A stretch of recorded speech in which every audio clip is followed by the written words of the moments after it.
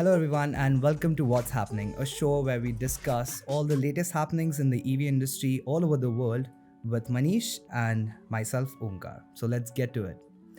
So Manish, a lot of things to discuss today. I think a lot of stuff is happening in the EV industry. We are at all-time high, many new product launches. So I think first we can start with the new Tata's new Acti.ev platform. What do you think of that?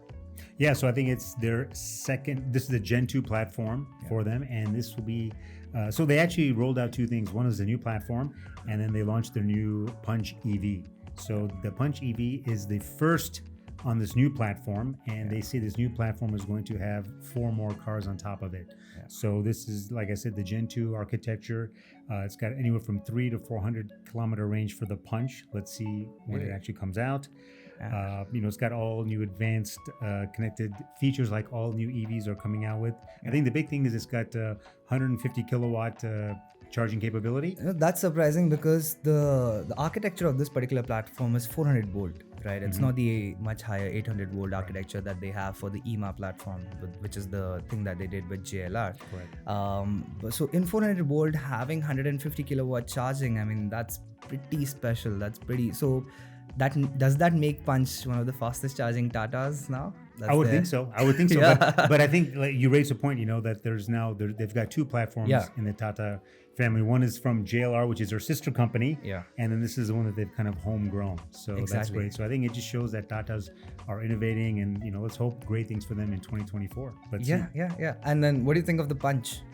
So when it first came out, I kind of thought it wasn't all that, but when I see it more and more, I can see how, it's a great adding to their entire product portfolio, low end.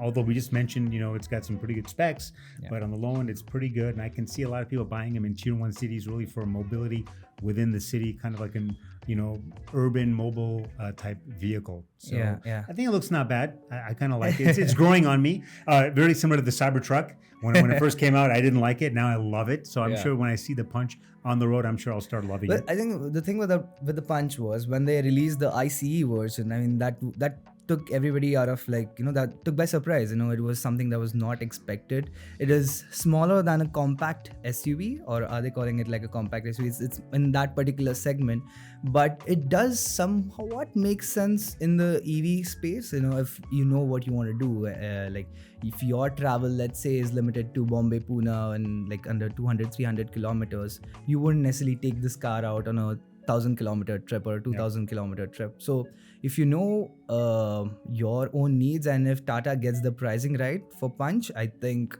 that would be very interesting in the portfolio that they already have. Something that can sit in between Tigor and Nexon, I guess. Correct. Yeah. No, and I think that's, like I said, the pricing is the key. And of course, they didn't announce it. And that's what I think everyone's waiting for the pricing to be announced. But if it comes out really, aggressive, I think it'll do really well. And I think that only will help, for the entire Tata EV portfolio of cars that they've got. True.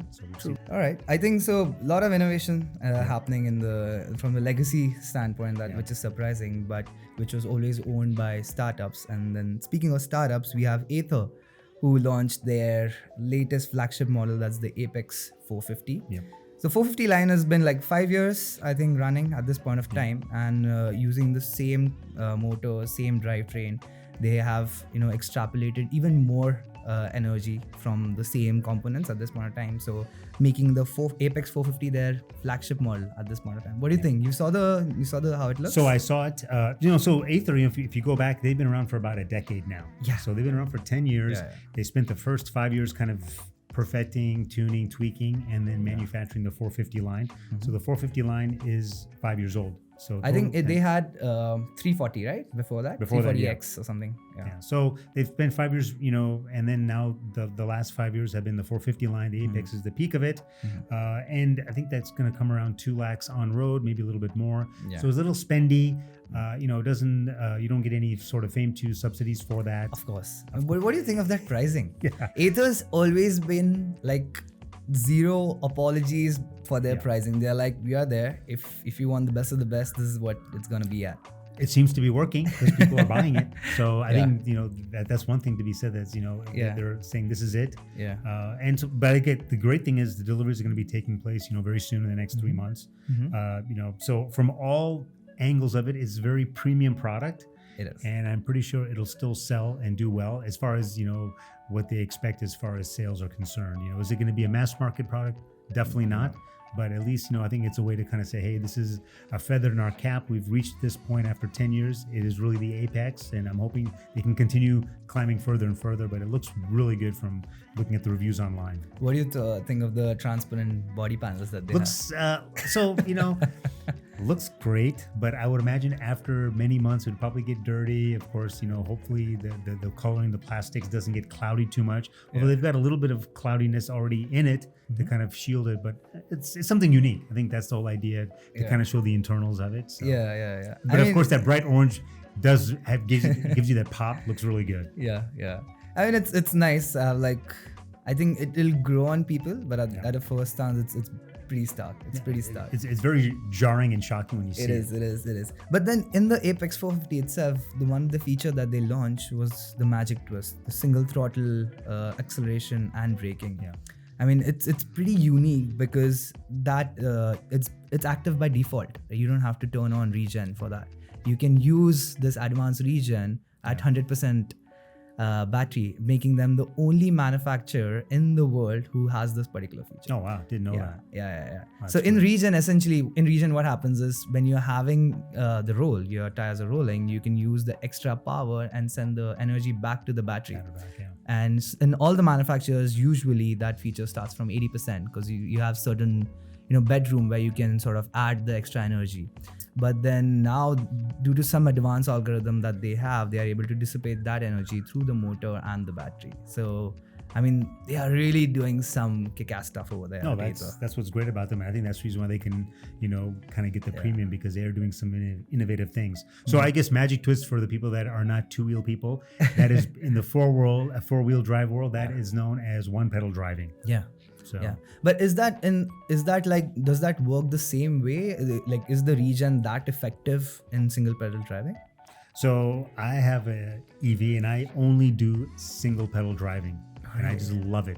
And I'm doing it all over Bombay. Even the road trip out here, I do it in max regen, and it's an amazing feeling. And when I don't have it in max regen, I notice it right away, and I'm like, why the hell? So I mean, for me, one pedal driving is one of the main reasons why I love EVs. It's just you don't have to worry about using the brakes ever. And I'm saying in city traffic. Oh, really? So I use it all the time. Bumper to bumper traffic. It's the best, actually, bumper to bumper. Because you don't have to worry about just one pedal. That's it. Wow. Just the accelerator. That's it. You can kind of time it. And any traffic anywhere in India is usually bumper to bumper, so it works very well from that perspective. Super. I think Tesla was the first one which sort of added the whole regen feature, and that's off. And I think it's something that's very unique to EVs. I mean, you cannot have this in your normal ICE vehicles. No, exactly. So that's another thing with Tesla. People keep on, getting on their case, but they've got so many different innovative features that they've added. To the driving experience, to the manufacturing experience, to the selling experience, everything. They've completely broken the model from so many different angles. And this one is one of the most amazing ones, is just the one pedal driving. Yeah. And especially with the whole NACS things that is happening currently in US. And I mean, in the slew of the OEMs that have now accepted NACS as their charging platform, you have the Germans now, the Volkswagen, Porsche, Audi, as well as finally, you have almost all the OEMs in US that have agreed to use NACS for their 24, 25 model. I mean, that's a bit surprising, isn't it? Well, I wouldn't say it's surprising because, they've kind of opened up the standard. They've open sourced it. And so just real quick, NACS stands for North American Charging Standard, also known as the Tesla standard. So all the American manufacturers adopted it very quickly, but what we're talking about is the first German group, so the Volkswagen Automotive Group, is moving over to NACS. And it's very simple. When you look at a charger, at the charging gun of an NACS versus a regular CCS2, it's very evident that NACS is a much better technology, and it's just much easier to hold. So it's great. True. And from that perspective, I can see why more and more people want to move towards it, because it's also a common format. Yeah, I think the best thing about it was that Tesla already had 12,000 chargers that were already installed all over US, right? Yeah. I mean, that was just blinding. Did you see, there was the story Why Ford was the first one who did move to NACS, right? And it was the CEO of Ford when he was doing a road trip along with his son. Yes. And his son was like, "Dad, I see the chargers over there. Why can't we go over there?" And the CEO was not able to answer this to his son. He was like, "Yeah, you're right. We should just sort of move to NACS." But what this does is currently all the chargers, apart from Tesla chargers that are installed in US, be it Electrify America, be it ChargePoint, are now in shambles because they installed all CCS1. And now they have to go back to the drawing board and see how they can retrofit the NACS plugs and maybe a few other internal components to NACS. Right. So I would imagine for the next probably 1 year, it's going to be sort of a struggle on both sides. Yeah. One is on the ChargePoint operators, and the second is on the Tesla network, because now all of a sudden you've got all these new people that want to use, the Tesla network if they've got NACS standard in their vehicle. But I think at some point it'll kind of get better. But I think part of it is, although I did mention it's open source, I believe there was some sort of government regulations where they were pushing Tesla to kind of open up their standard, and so they kind of had to give in to it. So it wasn't all truly, altruistic from Elon's viewpoint, but it worked out great. But then they're playing into it. They are now selling the chargers as well. So if you want to set up Tesla chargers without the Tesla supercharging network, you can do that. And BP essentially ordered $100 million worth of Tesla chargers to set it up across US. So Tesla is essentially gonna make money from it, everywhere. So I think that NACS stuff is really gonna play out. But speaking of Tesla, I think we can touch up a bit upon the Cybertruck.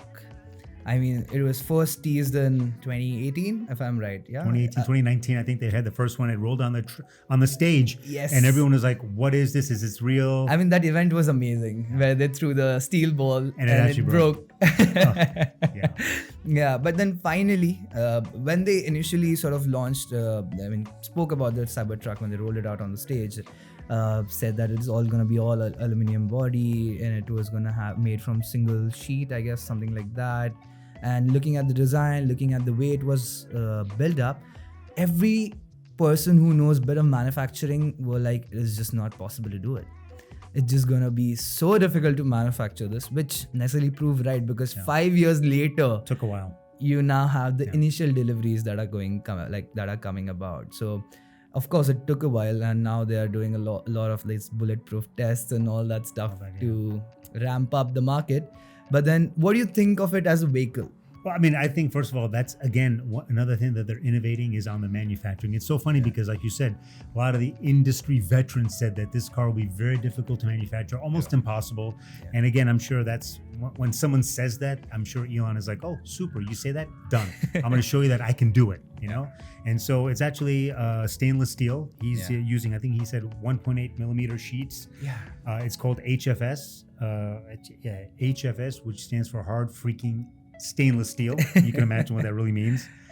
But when they first launched that product, everyone's like, whatever. And then as it started coming in the press more and more, now that they've launched it, I was like, God, I hate that design, but now it's grown on me and it looks amazing. Wow. And then when they actually launched it in early December, they took a baseball bat and they started hitting the side of it, and it didn't dent or ding the doors. And I think that's what's amazing. So doing a lot of things. I think, he introduced 48 volt architecture. Again, he's kind of opened up what he's done. So he's kind of given a document of how to do 48 volt architecture inside the cabling.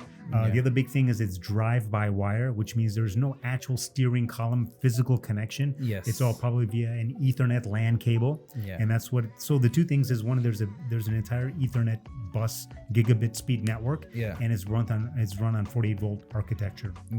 So a lot of innovative things, again, he's doing, which is very different from all the other manufacturers. True. So when you look at the wiring harnesses of a traditional car today, they say it's probably maybe 30, 40 kilos. I don't know the exact.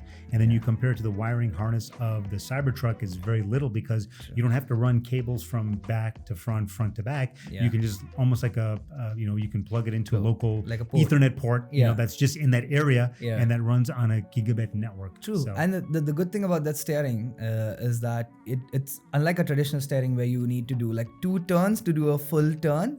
You just need to do like half, and the front wheel and the back wheel can, sort of turn, like do a full turn. And it's something that will like take people getting used to, but then it has a shorter turning radius than a Ford F-150, even though it's bigger than that necessarily. That's so that those are things that are just amazing that when you saw the first review. So and I even feel the marketing of that truck has been amazing. They only gave access to 3 journalists when they first came out. I think one was MKBHD, Jason Camisa, and I think Top Gear. So these are the only 3 people that had access to it, and they all came out with like hour-plus interviews, YouTube videos, and they were amazing in the depth of it. And then now if you see the people that are getting it, who's it, the Stradman, who's a big YouTuber for cars. I think he's got some close to 5 million views. He got a Cybertruck. So it's amazing because now they know if he's got a Cybertruck, he's going to only be talking about it on his channel. So it's just great marketing and, understand the nuances of that. So I think even from the manufacturing is great, but the marketing is just unbeatable. That's one thing about Tesla. They don't spend anything on marketing upfront, but then the word of mouth just works for them. But then how do you think a Cybertruck would necessarily work in India? And I'm just sort of, it's a bit of a stark of a picture to imagine. Like a Cybertruck running across Marine Drive, but then what do you think? Yeah, I'm pretty sure in the next 18 months there'll be one here. Of course. Pretty sure, because the thing is, they say that when you see a Cybertruck run out in the US, it's like, oh my God, heads turn. And so somebody somewhere in this country is like, I'm going to get that car here. I don't care. So whether it's going to be mainstream, absolutely not, at that price point, and the fact that Tesla's not even here yet. But, you'll see 1 or 2, I'm sure, that'll come in. Just like you see right now, there's, I think, a total of 10 Teslas in the entire country. So you do see them, but there are obviously very, very few of them. So at some point it'll come. But when it does, I'm sure it'll be just an amazing event. I'm sure all the car spotters in whatever city it comes into are just going to be completely fixated on taking pictures of that car. True. And if it comes to Bombay, I'll be one of those guys. And then I think now, since they have launched the Cybertruck, it's about time that they go about with the Roadster as well. I mean, the latest Roadster is pending. When it was launched, the specs of that thing was just amazing. It blew everyone off. But then we hope and pray that I think in the next this year at least, you get to hear some bit of Roadster again. Yeah, that's what everyone is hoping. But everyone is like, oh, if they do come, it won't be the stats will be definitely not what they talked about. But I think the thing is, everyone's just waiting for them to come out with it, even if the stats are not that great. I mean, when they launched the Cybertruck, when they announced it, they said it's going to have an amazing range, but I think the range is probably only 75% of what they initially expected. The price is much more. They said it's going to have an entry price of $40,000. I think the top spec is close to like 140,000. So they're saying, and of course you can attribute a lot of it to inflation, a lot of different issues around it. I think the Roadster definitely has to come, but remains to be seen. Yes. So I think we're good. So that covers most of the stuff for this particular episode. We'll catch you guys in the next one then. Sounds good. Thanks so much for joining us. And next time, we'll be on episode number 2 of What's Happening. All right.